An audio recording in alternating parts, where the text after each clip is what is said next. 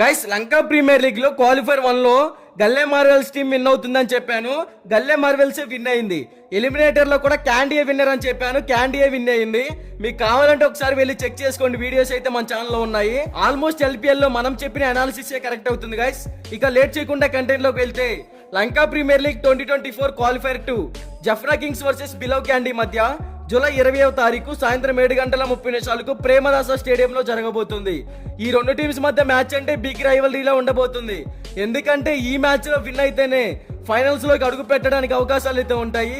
ఇక both teams కూడా మంచి ఫామ్ లోనే కనపడుతున్నాయి.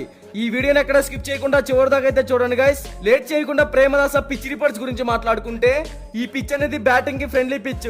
ఫస్ట్ లో ఈ వెన్యూలో లో స్కోర్ ఏమైతే ఎక్కువగా ఉండేది, ఇప్పుడు మాక్సిమం హైయెస్ట్ స్కోర్ కి వెళ్ళడానికి బ్యాటర్లకి అనుకూలంగా మారుతుంది. అలాగే బౌలింగ్ పరంగా పేసర్లకి స్పిన్నర్లకి వికెట్ టేకింగ్ పర్ఫార్మెన్స్ ఇవ్వడానికి ఇద్దరికి అడ్వాంటేజ్ గానే ఉంటుంది పిచ్ అనేది. ఈ వెన్యూలో ఇప్పటి వరకు టోటల్ గా 41 మ్యాచెస్ జరిగాయి. అందులో టాస్ విన్ అయ్యి బ్యాటింగ్ ఎంచుకున్న టీం 59% విన్ అయింది.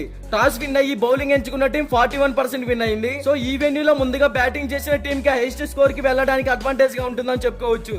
అలాగే ఇక్కడ average first batting score 147 runs, average second batting score 131 runs.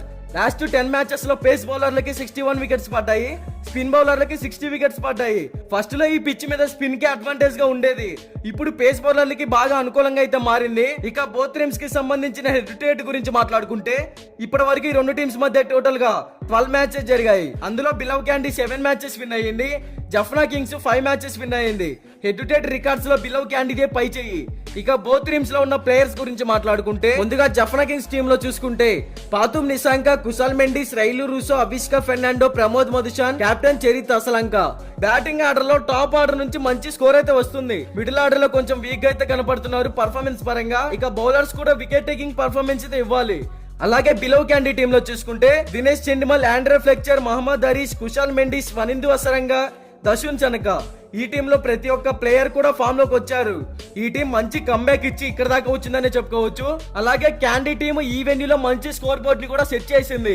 Overall గా క్యాండీ టీం ఇదే ఫామ్ ని కనుక కొనసాగిస్తే ఈ మ్యాచ్ లో ఖచ్చితంగా బిలో క్యాండీ టీమే విన్ అవుతుంది. మీకు 100% shoot shot non cutting win report కావాలి అనుకుంటే డిస్క్రిప్షన్ లో మన టెలిగ్రామ్ ఛానల్ లింక్ అయితే ఉంది, ఒకసారి వెళ్ళి జాయిన్ అవ్వండి. ఇక బోత్ టీమ్స్ కి సంబంధించిన ఎక్స్పెక్టెడ్ ప్లేయింగ్ 11 డిస్ప్లే మీద రన్ అవుతుంది, ఒకసారి చెక్ చేయండి.